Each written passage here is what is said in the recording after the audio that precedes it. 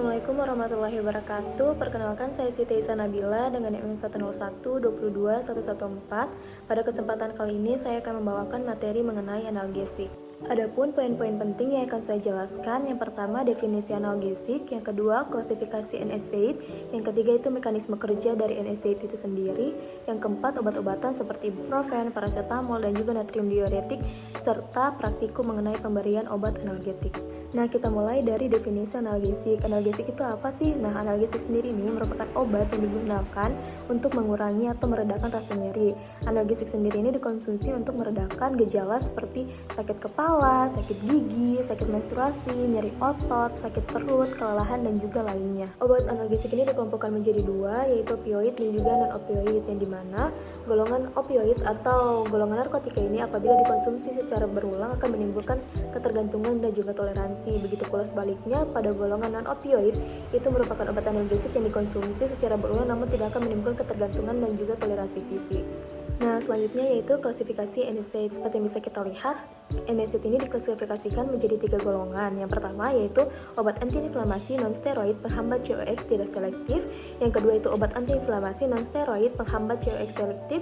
Dan juga yang ketiga itu non-OAINs. OAINs penghambat siklooksinase 2 non-selektif berdasarkan derivatnya dibagi menjadi 5. Yang pertama itu ada asam salisilat, asam propinoat, asam antramilat, derivat fenilasetan, dan juga derivat oksikam.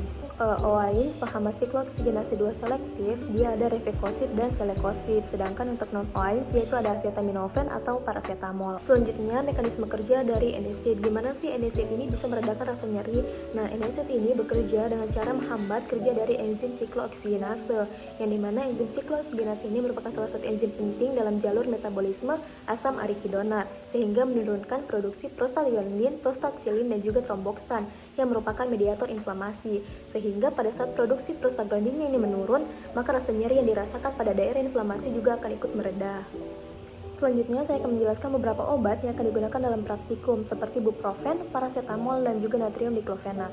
Dari ibuprofen memiliki indikasi nyeri inflamasi pada penyakit rematik termasuk Joinville arthritis, dan juga nyeri ringan sampai sedang termasuk dysmenorrhea, analgesi pasca operasi, migrain, demam, dan nyeri pada anak. Sedangkan untuk kontraindikasinya yaitu luka peptik, polip hidung, angioedema, dan pasien yang menggunakan aspirin bersamaan dengan ibuprofen. Untuk dosis dari ibuprofen sendiri itu dapat diminum sekitar 1,2 sampai 1,8 gram per hari yang dibagi menjadi 3 sampai 4 dosis dengan sediaan tablet 400 mg. Nah, untuk efek samping dari ibuprofen sendiri ini ada mual, muntah, nyeri abdomen, ruam kulit, hingga efek hematologik. Untuk farmakokinetik dari ibuprofen ini absorpsinya cepat melalui lambung dan juga waktu paruhnya sekitar 2 jam. Dan juga untuk sekresi urin obat itu tidak lebih dari 1%. Sedangkan untuk farmakodinamiknya, ibuprofen ini sering diberikan pada dosis yang rendah dan memiliki efek analgesik, tetapi efikasi antiinflamasinya itu rendah. Nah, selanjutnya yaitu paracetamol, di mana indikasi paracetamol yaitu nyeri ringan sampai sedang seperti pireksia, dan untuk kontraindikasinya itu gangguan hati dan ginjal serta ketergantungan alkohol, di mana dosis paracetamol ini dapat diminum per oral sekitar 0,5 sampai 1 gram per hari setiap 4 sampai 6 jam per sekali minum, dan untuk dosis maksimalnya itu 4 gram per hari. Adapun efek samping dari paracetamol yaitu jarang timbul namun bisa menyebabkan ruam, gangguan darah, kerusakan hati, dan juga kerusakan ginjal. Farmakokinetik dari paracetamol sendiri itu konsentrasi dalam puncak dapat tercapai dalam waktu 30 sampai 60 menit dan juga paruh waktu sekitar 2 sampai 6 jam, serta ekskresi urin itu tidak mencapai 5%. Dan untuk farmakodinamiknya, obat ini bersifat antiinflamasi yang sangat lemah, tidak menghambat trombosit, dan tidak mengantagonisasi efek pada obat asam urat. Nah, selanjutnya yaitu natrium diklofenat, di mana untuk indikasi natrium diklofenat sendiri itu mengurangi rasa nyeri dan juga inflamasi pada pasien rheumatoid arthritis akut dan kronis, mengurangi nyeri pada tulang, spondylitis ankilosa, terus juga meredakan nyeri ringan sampai sedang pada saat dysmenorrhea atau pasca operasi, serta juga nyeri gigi. Nah, untuk kontraindikasinya itu yaitu hipersensitivitas, luka lambung, asma, hamil, laktasi, gagal hati, ginjal, dan juga jantung. Selanjutnya untuk dosis dari natrium diklofenat sendiri ini untuk orang dewasa dan anak-anak di atas 12 tahun itu bisa diberikan sediaan tablet 50 mg 1 sampai 2 kali per hari.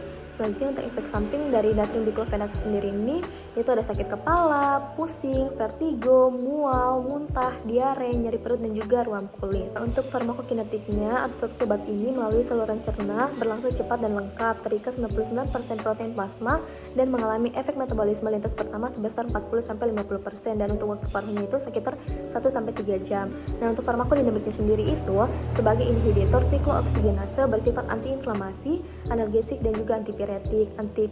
Antipiretiknya ini baru terlihat ketika diberikan dosis besar daripada efek analgesiknya. Nah, selanjutnya kita akan masuk ke dalam praktikum yang dimana tujuan dari praktikum ini yaitu untuk mengamati dan juga memahami respon analgesik setelah pemberian obat analgesik non opioid. Adapun alat dan bahan yang akan kita gunakan pada praktikum kali ini untuk alat-alatnya sendiri itu ada stigmanometer, stetoskop dan juga stopwatch. Untuk bahan-bahannya itu ada ibuprofen 400 mg, paracetamol 500 mg, glukosa 500 mg dan juga natrium diklofenat 50 gram. Nah, selanjutnya yaitu prosedur praktikum. Yang pertama yaitu setiap kelompok harus memilih 4 mahasiswa yang akan dijadikan sebagai probandus. Selanjutnya yaitu melakukan anamnesis dan juga history talking sebelum melakukan eksperimen untuk mengetahui bahwa probandus ini dalam keadaan sehat, seperti dalam tanda vitalnya normal dan juga tidak memiliki alergi terhadap obat-obatan yang akan digunakan sebagai eksperimen. Selanjutnya yaitu probandus harus menandatangani informed consent sebagai tanda bahwa ia setuju untuk melakukan eksperimen. Selanjutnya semua probandus akan dipasangkan stigmanometer pada lengan sebelah kirinya, kemudian akan dipompa hingga tekanan 180 mmHg dan catat waktu mulai dari tekanan mencapai 180 mmHg hingga para probandus ini merasakan adanya nyeri konstan atau pain latency. Setiap probandus akan diberikan obat dan tidak boleh tahu obat apa yang dikonsumsi. Setelah 30 menit dari konsumsi obat akan dilakukan tes pain latency kembali dan dilakukan setiap 20 menit sekali. Setelah itu hitung waktunya dan catat hasil praktikumnya. Nah, untuk hasil praktikumnya sendiri itu membandingkan sensasi rasa sakit setelah dan sebelum minum obat serta membuatkan grafik hubungan antara efek analgesik dan juga waktu. Sekian video saya mengenai materi analgesik. Mohon maaf bila banyak kekurangannya. Wabillahi taufiq wal hidayah. Wassalamualaikum warahmatullahi wabarakatuh. Thank you for watching.